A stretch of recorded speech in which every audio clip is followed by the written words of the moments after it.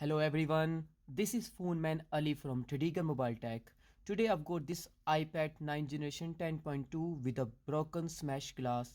As you can see, it's badly smashed. The display LED screen is fine, but the front touch glass is badly smashed. So I'm gonna change this broken smash glass with the new glass. So let's start the video.